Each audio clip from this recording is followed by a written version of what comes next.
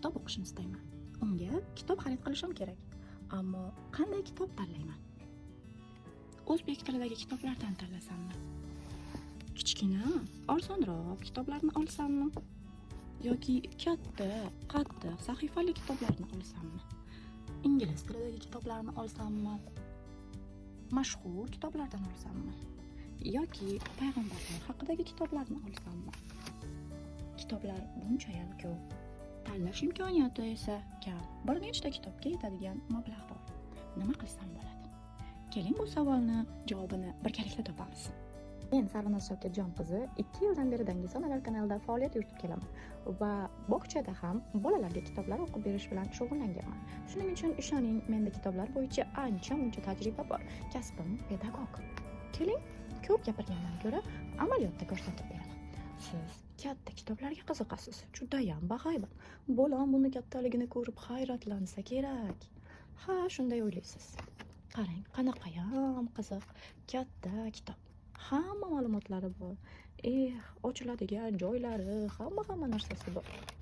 Lekin bu kitob ilk kitob sifatida tavsiya qilinmaydi, chunki u judayam nozik va judayam og'ir. Bola uni yaxshi ko'rib, ko'tarib yura olmaydi. Shuning uchun u bolalarga noqulay. Aslo bizga kerak emas. Gapiradigan kitoblar. Mazaki bola bosib, ezib, gapirtirib o'tiradi. Qarang, bir sahifada nechta narsa bor. Mana shuncha narsani tomosha qilishga, o'rganib chiqishga bolaning diqqati yetadimi? Yo'q. Bu kitoblar ham ilk kitoblar sirasiga kirmaydi. Afsuski, xato variant. Meni bolam 2 yoshda. 2+ demak olsam bo'ladi. Qani, ko'ramiz. Aytingchi, mana shu rasmdan 4 ta farqni siz necha soniyada topa olasiz? Bemalol videoni pauza qilib qidirib ko'ring. Aytaylik, mana bu sahifada 7 ta farq. Videoni to'xtatib tomosha qiling. Ko'rib turganingizdek, bu kitob 2 yoshda emas.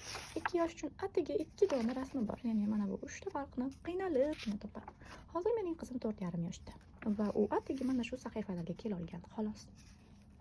Bu kitob ham ilk kitob sifatida tavsiya qilinmaydi. Hammamizga mashhur Penguin Books nashriyotlari hamma yerda mavjud. Aytaylik, G'oz Albiy o'zbek tilida maza qilib o'qib beraman dersiz. Ammo sizda savol tug'ilmasa ham farzandingizda tug'iladigan bir savol bor. G'ozlar mana shunday uylarda yashay oladimi? Ularning uylari mana shunday bo'ladimi? Bu savollarga qanday javob bermoqchisiz? Aytaylik, Shahlo. U nega endi yolg'iz o'zi o'rmonda yashaydi? Mayli, buvilari, dadalari ishga ketgandir. Nega biznikiga koala mehmonga kelmaydi? Shahlonikiga keladi. Nega u mana shuncha hayvonlar bilan birgalikda uxlab qola oladi? Nega? Bu savollarga javob bormi? Aytaylik, bu zebra. Uning pijamasi yo'qolib qolganmish. Pijamasi qayerda deb qidirib yurgan zebravoyning pijamasi, ya'ni uning tabiatan tug'ilgan yo'l chiziqlari pijama ekan-u, nega uning bosh qismi va quloqlarida pijamasi kabi yo'l chiziqlar mavjud? Nega u yiroq emas? Bu savolga sizda javob bormi? Aytaylik, Penguin Booksning 2 ta qismi. Ezgulik yomg'iri va shiringina ezgulik. Bu yerlardagi obraz qo'zichoqchamiz gapiradi.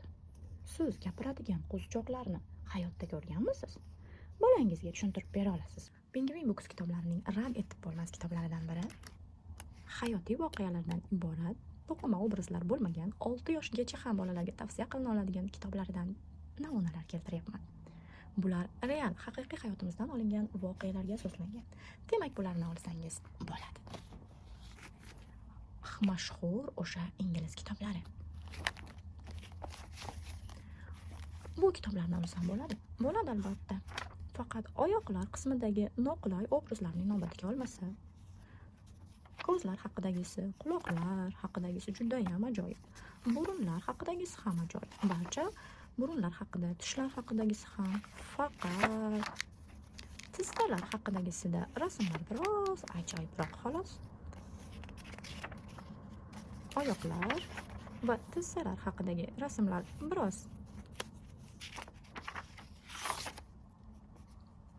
mana shularni inobatga olmasa, albatta olsa bo'ladi.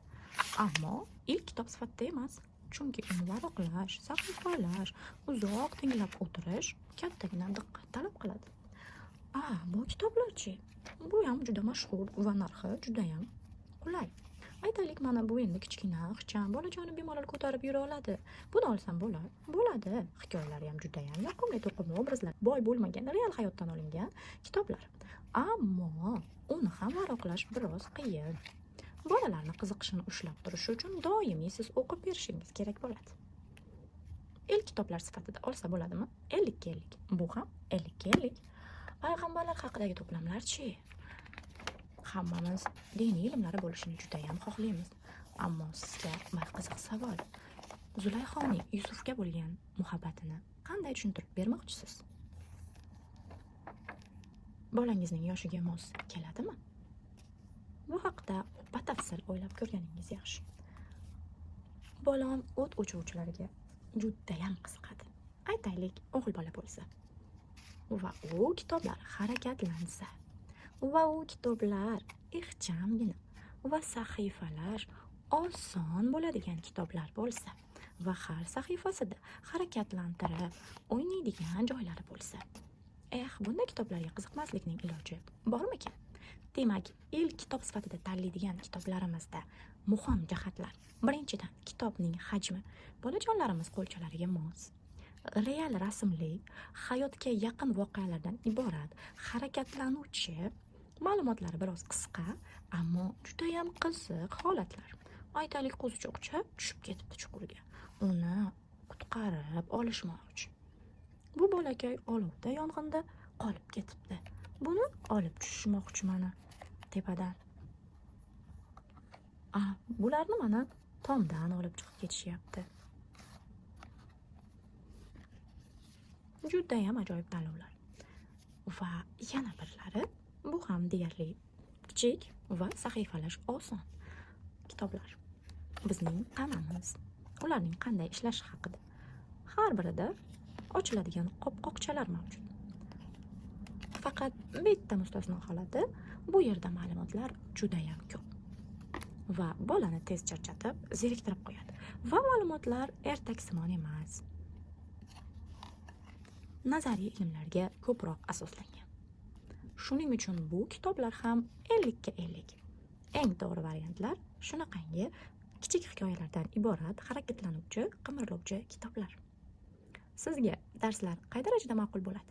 Mana shunaqangi darslar juda ham ko'p bo'lsa, nima degan bo'lardingiz? Izohlarda yozib qoldiring. Kanalga esa obuna bo'lib qo'ying. Bundan ham qiziq ma'lumotlar sizni kutmoqda.